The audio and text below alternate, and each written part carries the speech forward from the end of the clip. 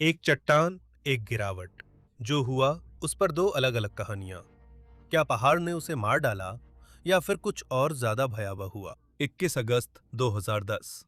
Agile Noire दे बुशेरो, मॉन्ट Blanc मासिफ, 12,400 feet.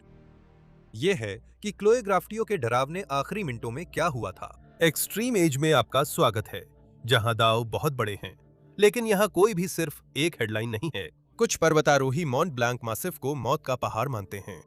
लेकिन 21 अगस्त 2010 की सुबह क्लोए ग्राफ्टियो और उनके पर्वतारोहण साथी निकोलस ने कुछ बिल्कुल अलग अनुभव किया। कुछ घंटे पहले वे समुद्र तल से निकले थे और एग्विल नोयर दे बुशेरों की दक्षिणी रिज पर अल्पाइन शैली में चढ़ाई शुरू की थी। हालांकि इस 100 फुट ऊंचे शिखर का इतना सम्मान किया जाता है कि पर्वतारोहण लेखक इसे पूरे आल्प्स की 100 सबसे बेहतरीन चढ़ाइयों की सूची में शामिल करते हैं। वे उस पर आसानी से आगे बढ़ रहे थे, अपनी जरूरत की हर चीज अपनी पीठ पर लेकर। वे एक साथ 1000 मीटर से ज्यादा खुली चट्टान पर आगे बढ़ रहे थे, सिर्फ एक रस्सी के सहारे, कुछ सुरक्षा उपकरणों के साथ और वर्षों का अनुभव लेकर। और उन्होंने इसे बेहद आसान सा दिखाया। हर एक चाल सटीक थी, ना तो कोई रस्सी उलझी और ना ही कोई गलत मोड़ जिससे उनकी ऊर्जा कम हो। जैसे जैसे वे ऊपर चढ़ते गए, ऐसा लग रहा था मानो आसमान भी उनके पक्ष में है। मौसम पूरी तरह साफ था, हर पिच, हर एंकर ने काम किया और देर सुबह तक वे समुद्र तल से लगभग 100 फीट ऊपर शिखर पर पहुंच गए। दोपहर 1 बजे तक घर लौटने का समय हो गया था और पर्वतारोहण में नीचे उतरते समय ही बुरी घटनाएं होती हैं। आंकड़ों के अनुसार पर्वत दुर्घटनाएं चढ़ाई के मुकाबले उतरते समय ज्यादा होती हैं और क्लोई को यह बात पता थी। वो तो लगभग इन्हीं पहाड़ों में रहती थी। ये वही थी जिसने 15 साल की उम्र में, जब वो गाड़ी चलाने के लिए भी काफी बड़ी नहीं हुई थी, पर्वतारोहण की चैंपियनशिपें जीत ली थीं। तो जब वह और निकोलस अपना सामान समेटकर नीचे उतरने लगे, तो इस खतरनाक पहाड़ का एक और आंकड़ा बन जाना उसके दिमाग में सबसे आखिरी बात थी।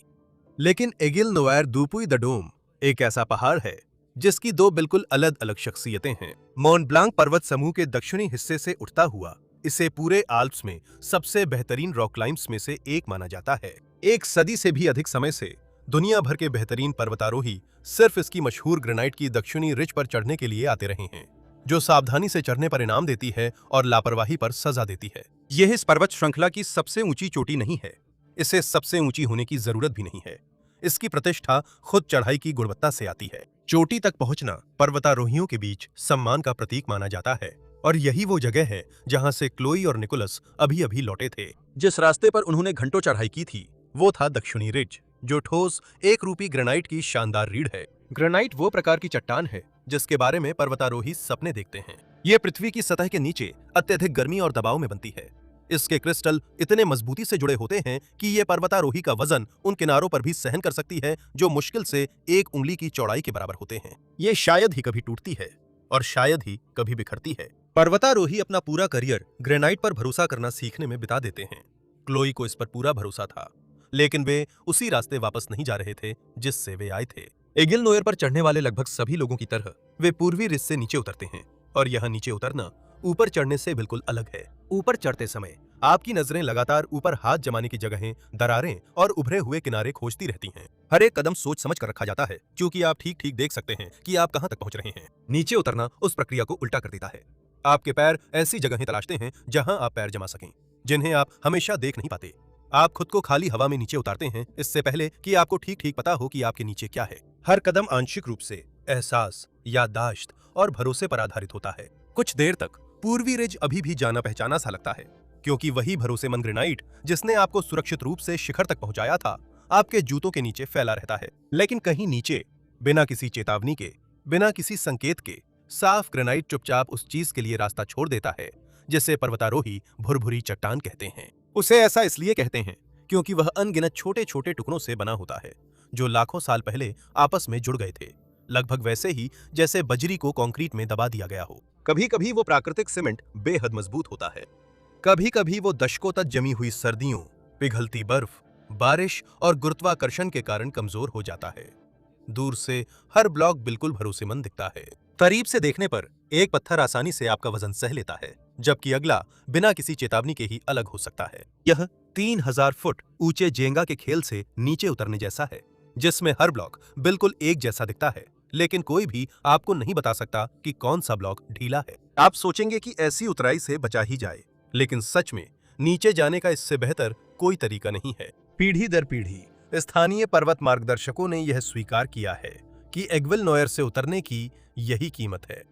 तो सालों के दौरान उन्होंने सीधे रिज पर छोटे पीले बिंदु पेंट कर दिए हैं, टावरों के बीच से रास्ता बनाते हुए टूटी फूटी खाइयों, ढीली कगारों और अनगिनत बेनाम चट्टानी उभारों के बीच से।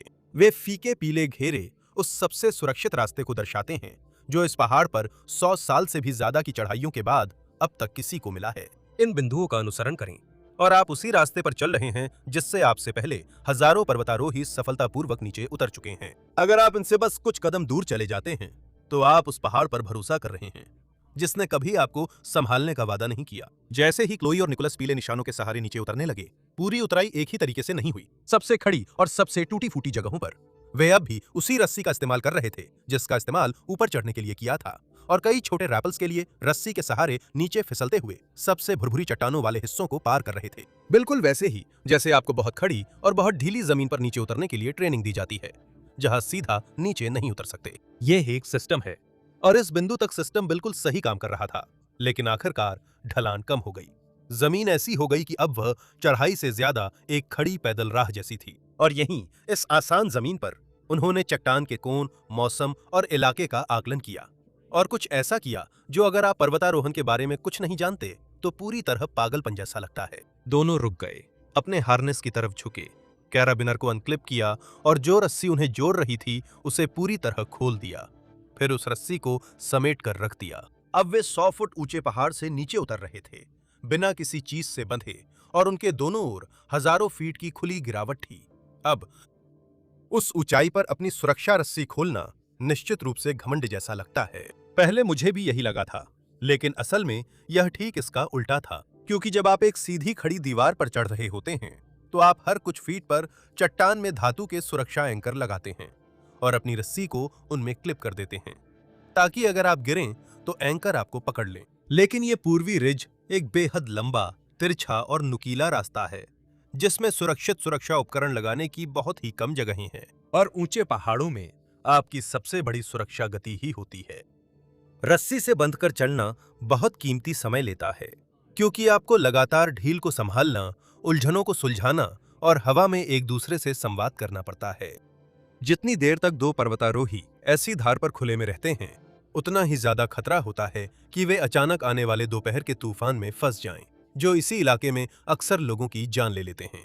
उनके दिमाग में बस यही था कि ये बस हो ही जाना था। और एक और वजह थी कि क्लोई और उनके साथी खुद को इतना सहज महसूस कर रहे थे कि उन्होंने वह रस्सी हटा दी थी। मैं क्या कहना चाहता हूँ, इसे समझने के लिए आपको कई साल पहले बेल्जियम के नामूर में एक क्लाइंबिंग जिम में वापस जाना होगा, जहां क्लोए 11 साल की उम्र में ने एथलेटिक्स छोड़ दिया था क्योंकि वो बहुत तनावपूर्ण था और उसे अपनी सारी ऊर्जा लगाने के लिए कुछ और चाहिए था। उसकी बड़ी बहन एलेक्स पहले से ही क्लाइंबिंग कर रही थी। क्लोई उसके साथ जिम गई और 1 साल के भीतर ही ये साफ हो गया कि वो इसी के लिए पैदा हुई थी। एलेक्स बाद में अपनी बहन को एक पारिवारिक मित्र के साथ पहली बार मॉन्ट ब्लैंक की चोटी तक पहुंचाएगी, जो आगे चलकर खुद दुनिया के सबसे बेहतरीन पर्वतारोहियों में से एक बन गया। यहीं से सब कुछ शुरू हुआ था। 2002 तक यह साफ हो गया था कि बेल्जियम को कोई खास मिल गया है। क्लोए ग्राफ्टियर फ्रांस के कांतालू में आयोजित यूथ वर्ल्ड चैंपियनशिप में एक और प्रतिभाशाली किशोरी के रूप में पहुंची थीं। वो वहां से अपनी उम्र वर्ग में दुनिया की सबसे बेहतरीन लीड क्लाइंबर बनकर लौटीं। वो सिर्फ 15 साल की थीं। अधिकांश किशोर वर्ल्ड चैंपियंस अगले कुछ साल ये साबित करने में लग जाते हैं कि उनकी जीत कोई तुक्का नहीं थी। क्लोए ने इसका उल्टा किया। हर सीजन वो बस जीतती ही रहीं। लीड में नेशनल टाइटल्स, बोल्डरिंग में नेशनल टाइटल्स, जूनियर प्रतियोगिताएं, सीनियर प्रतियोगिताएं, लगता था कुछ भी मायने नहीं रखता। जहां भी एक क्लाइंबिंग वॉल और एक स्टॉप वॉच होती थी, वह क्लोई अचानक वो इंसान बन जाती थी जिसे हर किसी को हराना होता था। उस समय बेल्जियम की क्लाइंबिंग में पहले से ही एक सुपरस्टार थी। म्यूरियल सारकानी ने कई सालों तक इस खेल को अपने कंधों पर उठाए रखा था। स्वाभाविक रूप से हर युवा क्लाइंबर को अगली म्यूरियल के रूप में पेश किया जाता था, लेकिन क्लोए बहुत समय तक सिर्फ एक संभावना नहीं रही। कुछ ही सालों में वो अपनी खुद की कहानी बन गई थी। जो लोग उसे चढ़ते हुए देखते थे, उनके लिए ये हैरानी की बात नहीं थी, क्योंकि ये क्लाइंबर दूसरों की तुलना में ज्यादा तेजी, फुर्ती और सहजता से चढ़ती थी। क्लोए को जल्दी ही टिंकरबेल का उपनाम मिल गया, क्योंकि वह दीवारों पर ऐसे तैरती थी जहां बाकी सभी को हर मूव के लिए संघर्ष करना पड़ता था। और भले ही वो देश की सबसे चमकदार क्लाइंबिंग सितारों में से एक थी, लेकिन जो लोग वास्तव में उसके साथ चढ़ते थे वे उसे किसी और चीज के लिए जानते थे। वे जानते थे कि मुश्किल हिस्सों से पहले वह चुपचाप अपने भीतर सिमट जाती थी, जैसे कि पहाड़ कोई डरने की चीज नहीं बल्कि वह जगह है जहां वह खुद को अपना मानती है। 19 साल की उम्र में क्लोए ने अपनी जिंदगी एक कार में समेटी और बेल्जियम छोड़कर फ्रांसीसी आल्प्स चली गई, जहां यूरोप के सबसे बेहतरीन पर्वतारोही रहते थे। अब उसकी हर फैसला बेहतर बनने के इर्द गिर्द घूमता था, क्योंकि वो ENSA फ्रांस की प्रतिष्ठित माउंटेन गाइड अकादमी में दाखिला लेने की कोशिश कर रही थी। ये दुनिया के उन गिने चुने स्थानों में से एक है जहां पर्वतारोहियों को पहाड़ों पर फंसे या फंसे हुए लोगों को बचाने के लिए प्रशिक्षित किया जाता है। बस एक ही समस्या थी, क्लोए अपने लक्ष्यों के लिए गलत तरीके से प्रशिक्षण ले रही थी, या कम से कम शुरुआत में बाकी सभी लोग यही सोचते थे, क्योंकि सबसे ऊंचे स्तर की चढ़ाई में जुनूनी समर्पण का ही फल मिलता है। मानक तरीका यह है कि एक चढ़ाई अनुशासन चुनें, उसमें जबरदस्त अच्छे बने और बाकी सब कुछ नजरअंदाज कर दें। बोल्डरिंग करने वाले बोल्डरिंग विशेषज्ञ बन जाते हैं, आइस क्लाइंबर्स बन जाते हैं, एल्पाइन क्लाइंबर्स पहाड़ों में ही रहते हैं, इसी तरह चैंपियन बनते हैं। क्लोए ने इस नियम को पूरी तरह नजरअंदाज कर दिया। एक वीकेंड वो वर्ल्ड कप बोल्डरिंग फाइनल में छोटे छोटे इंडोर होल्ड से उल्टी लटकी होती थी। अगले ही वीकेंड वो जमी हुई झरनों में आइस एक्स झुला रही होती थी। फिर वो कई दिनों के लिए अल्प्स में गायब हो जाती थी, लंबी पहाड़ी रूट्स पर चढ़ाई करती थी। तर्क के हिसाब से उसे इन तीनों में औसत बन जाना चाहिए था, लेकिन असलियत में वो हर एक में बेहतरीन बन गई। 2010 तक उसने बोल्डरिंग वर्ल्ड कप में कुल मिलाकर तीसरा स्थान हासिल किया, जो इस खेल का सबसे ऊंचा स्तर है। और तीसरे स्थान पर आना सिर्फ किस्मत से नहीं होता। वर्ल्ड कप बोल्डरिंग बहुत ही छोटे अंतर से तय होती है। दो पर्वतारोही बिल्कुल वही बोल्डरिंग प्रॉब्लम पूरी कर सकते हैं, और विजेता अक्सर वही होता है जिसे एक प्रयास कम करना पड़ा हो। पूरी प्रतियोगिता में एक फिसलन या गलती गोल्ड जीतने और खाली हाथ घर लौटने के बीच का फर्क हो सकती है। वेल में क्लोई ने गोल्ड जीता। फिर उसने इंग्लैंड के शेफील्ड में 20,000 से अधिक लोगों की भीड़ के सामने फिर से गोल्ड जीता और बाकी सभी प्रतिस्पर्धियों को एक प्रयास के अंतर से हरा दिया। फिर वह शेफील्ड गई और फिर से जीत गई। उसी साल की शुरुआत में उसने इटली में आइस मास्टर वर्ल्ड कप पहले ही जीत लिया था। एक सेकंड के लिए इस बारे में सोचिए, दुनिया के सबसे बेहतरीन बोल्डरर अपना पूरा करियर दूसरे बोल्डरों को हराने की कोशिश में बिता देते हैं। दुनिया के सबसे बेहतरीन आइस क्लाइंबर्स अपना पूरा करियर जमे हुए झरनों पर औजार चलाना सीखने में बिताते हैं। क्लोई दोनों को हरा रही थी। प्लैनेट माउंटेन, जो इटली की सबसे बड़ी क्लाइंबिंग मैगजीनों में से एक है, ने उन्हें बेहद बहुप्रतिभाशाली कहा। अगर देखा जाए तो वे उनकी काबिलियत को कम ही आंक रहे थे, क्योंकि क्लोई लगभग हर तरह की इंडोर क्लाइंबिंग में माहिर थीं। वो पहले से ही धरती की सबसे बेहतरीन प्रतियोगी क्लाइंबर्स में से एक थीं और उन विशेषज्ञों को भी हरा रही थीं जिनकी पूरी जिंदगी आधिकारिक प्रतियोगिताओं में प्लास्टिक की दीवारों के इर्द गिर्द घूमती थीं। बाहर वो इतनी मुश्किल रॉक रूट्स पर चढ़ती थीं कि कई प्रोफेशनल क्लाइंबर्स भी उस स्तर तक कभी नहीं पहुंच पाए। उनकी सबसे कठिन चढ़ाइयों में से एक का ग्रेड 513D था, जो इतना चुनौतीपूर्ण स्तर है कि हर मूव को बिल्कुल परफेक्ट तरीके से करना पड़ता है। फिर वो अपने क्लाइंबिंग शूज को आइस टूल से बदल लेती थीं और जमी हुई झरनों की ओर बढ़ जाती थीं, जहां हर बार को उस बर्फ में धंसना पड़ता था जो उनके नीचे कभी भी टूट सकती थी। उन्होंने मिक्स्ड क्लाइंबिंग में भी हिस्सा लिया, जिसमें पर्वतारोही नुकीले धातु के औजारों का इस्तेमाल करते हुए नंगी चट्टान और बर्फ के बीच आगे बढ़ते हैं और सिक्के से बस जरा चौड़े टेकों पर संतुलन बनाते हैं। यहाँ तक कि बेहतरीन पर्वतारोहियों में भी कई लोग इसे कभी आजमाते नहीं हैं, क्योंकि इसमें पूरी तरह अलग तरह की क्षमताएं चाहिए होती हैं। और उन्होंने यूरोप में ही रुकने का नाम नहीं लिया।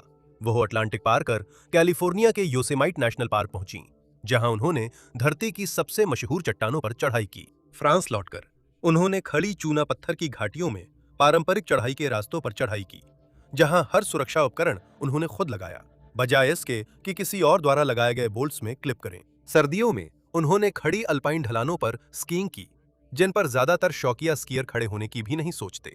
और यहाँ उनके पैरों के नीचे फैले मॉन्ट ब्लांक मासिफ में उन्होंने पहले ही इस इलाके के सबसे प्रतिष्ठित अल्पाइन रास्तों को पूरा कर लिया था। तो जब वह उस दोपहर ईस्ट रिज से नीचे उतरती रहीं, मिटे हुए पीले बिंदुओं का अनुसरण करते हुए, हर चट्टान पर अपना वजन डालने से पहले उसे हल्के से परखते हुए, कोई वजह नहीं थी मानने की कि ये उतरना पहले की सैकड़ों उतराइयों से अलग होगा। उसे तो इस पहाड़ की भी चिंता नहीं थी। सिर्फ कुछ ही हफ्तों में वो फ्रेंच अल्पाइन क्लब के साथ भारत के लिए उड़ान भरने वाली थी, भगीरथी 3 पर चढ़ाई करने के लिए, जो एक दूरस्थ हिमालयी चोटी है जो समुद्र तल से 21,000 फीट से भी ऊपर उठती है। उसका मन पहले ही उस पहाड़ पर था और फिर एक सेकंड से भी कम समय में सब कुछ बदल गया। एक पल क्लोए ग्राफ्टिया ईस्ट रिज से नीचे उतर रही थी, ठीक वैसे ही जैसे वो इससे पहले सैकड़ों पहाड़ी रिज से नीचे उतरी थी। धुंधले पीले निशानों का सावधानी से अनुसरण करते हुए, हर कदम पर अपना वजन डालने से पहले उसे परखते हुए, अगले ही पल पहाड़ ने उसे सहारा देना बंद कर दिया। निकोलस, उसके साथी ने तो ये होते हुए देखा भी नहीं। वो उसी टूटे फूटे इलाके में कहीं पास ही था, उन्हीं पीले निशानों के बीच अपनी खुद की राह बनाते हुए नीचे जा रहा था। जब उसने एक तेज धमाका सुना तो ऊपर देखने तक क्लोई गायब हो चुकी थी। क्लोई लगभग 1200 फीट नीचे गिर गई, जो लगभग 2 एफिल टावरों को एक के ऊपर एक रखने जितनी ऊंचाई है। उन दोनों के बीच कोई रस्सी नहीं थी जो इसे रोक सके, और इतनी लंबी गिरावट के दौरान वहां शायद ही कोई रस्सी हो सकती थी, क्योंकि फ्री फॉल में इंसानी शरीर बहुत तेजी से गिरता है। सिर्फ कुछ ही सेकंड में आप पहले ही हाईवे पर चलने वाली कार से भी तेज चल रहे होते हैं। लेकिन ये खाली हवा में एक सीधी गिरावट नहीं थी। ईस्ट रिज के नीचे की सतह नुकीली और बेरहम है। हर उभरी हुई चट्टान एक और टक्कर बन जाती है, हर किनारा एक और टकराव बन जाता है। पहाड़ आपको नीचे तक पहुंचने का इंतजार नहीं करता, वह पहले ही आपको गंभीर चोट पहुंचा देता है। इस स्तर की गिरावट का अध्ययन करने वाले ट्रॉमा विशेषज्ञ इसे अजीब तरह से दयालु बताते हैं। चोटें इतनी तुरंत और इतनी विनाशकारी होती हैं कि अक्सर होश लगभग तुरंत ही खो जाता है। उस पहले पल में क्लोई ने जो भी अनुभव किया वो शायद आखिरी चीज थी जो उसने कभी महसूस की थी।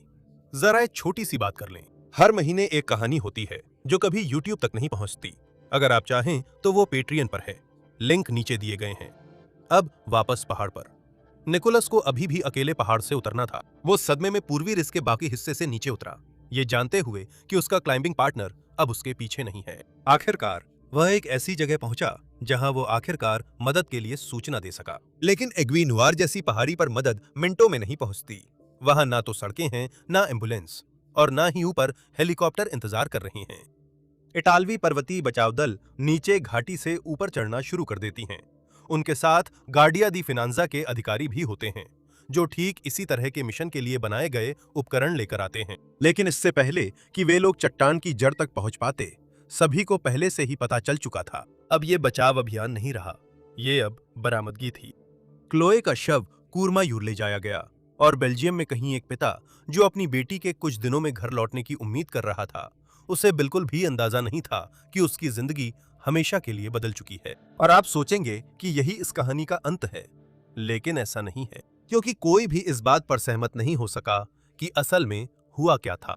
क्योंकि जब इटली के अधिकारियों ने उस घाटी में हर पर्वतीय मृत्यु के बाद होने वाली सामान्य जांच शुरू की, तो उन्हें जांचने के लिए कुछ खास मिला ही नहीं। मेरा मतलब है, आप किसी पहाड़ पर अदालत में मुकदमा तो नहीं चला सकते। 2 अनुभवी पर्वतारोहियों ने ठीक वही किया जो गाइड बुक्स ऐसे इलाके में करने को कहती हैं, और उनमें से एक नीचे वापस नहीं आ सका। ये मामला तो सीधा सादा होना चाहिए था, लेकिन जब उन्होंने असल में सारे टुकड़े जोड़ने की कोशिश की, तो आपको 2 बिल्कुल अलग अलग कहानियां मिलती हैं कि एक विश्व चैंपियन पहाड़ से कैसे गिरा। रेस्क्यू टीमों और हादसे के बाद जारी की गई पहली रिपोर्ट्स के मुताबिक क्लोई उस मशहूर आसान हिस्से से नीचे उतर रही थी जब पहाड़ ने अचानक उस पर कहर बरपा दिया।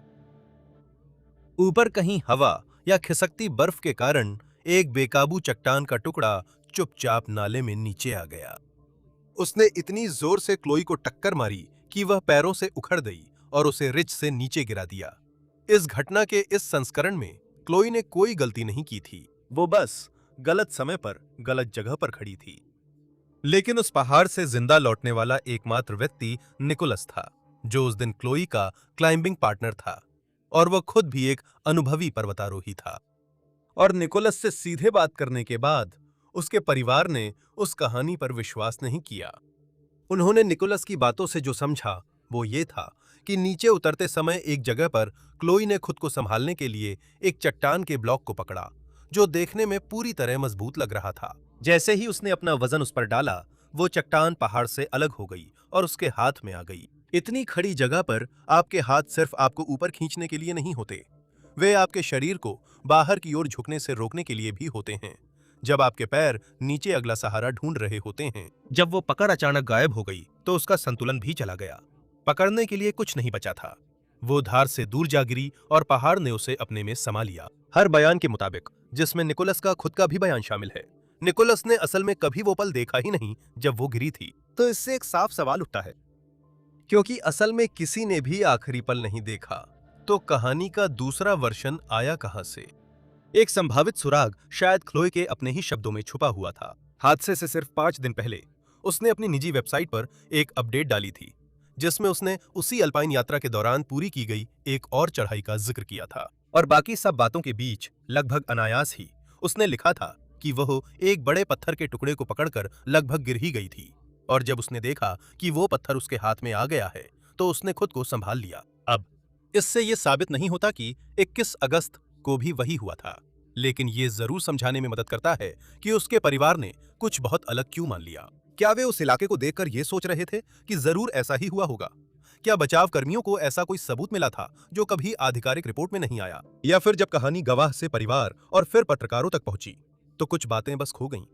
मैं जानना चाहता हूं कि आप लोग क्या सोचते हैं। कृपया अपनी थ्योरी नीचे कमेंट्स में बताएं, क्योंकि शायद कभी भी इतनी गहराई से औपचारिक जांच नहीं होगी कि इसका पूरा सच सामने आ सके। सच को असल में जानने वाले केवल 2 गवाह हैं, क्लोए और वह पहाड़, और दोनों ही बोल नहीं सकते। दोनों कहानियों में जिस बात पर सहमति है वो ये है कि 23 साल की ये युवती, जो अपनी पीढ़ी की सबसे प्रतिभाशाली पर्वतारोहियों में से एक थी, उस पहाड़ से कभी वापस नहीं लौटी जिसे वो पहले कई बार चढ़ चुकी थी। अपनी आखिरी इंटरव्यूज में से एक में क्लोए से पूछा गया था कि वह बाकी लगभग हर शीर्ष पर्वतारोही की तरह किसी एक क्षेत्र में विशेषज्ञता हासिल करने से क्यों इनकार करती थीं, और उनका जवाब बेहद सरल था। खुद को क्यों वंचित रखें? क्लोए ने सिर्फ अपने अंतर्ज्ञान पर भरोसा किया। एक पल में उस चट्टान पर जहां केवल पहाड़ ही गवाह था। एवरेस्ट पर एक और पर्वतारोही ने भी अपनी प्रवृत्ति पर भरोसा किया। बस फर्क इतना था कि उसका फैसला अकेले नहीं लिया गया था, वो दुनिया के सामने लिया गया था, और दूसरों की जिंदगियां उसकी जिम्मेदारी पर थीं। जब एवरेस्ट के इतिहास का सबसे घातक तूफान आया तो उसने पीछे मुड़कर नीचे उतरने का फैसला किया, और उस एक फैसले के लिए लोगों ने उसे बदकिस्मत नहीं कहा, उसे कायर कहा। अगला वीडियो एवरेस्ट से जुड़े उस झूठ के बारे में है जिसने पूरी दुनिया को गुमराह किया।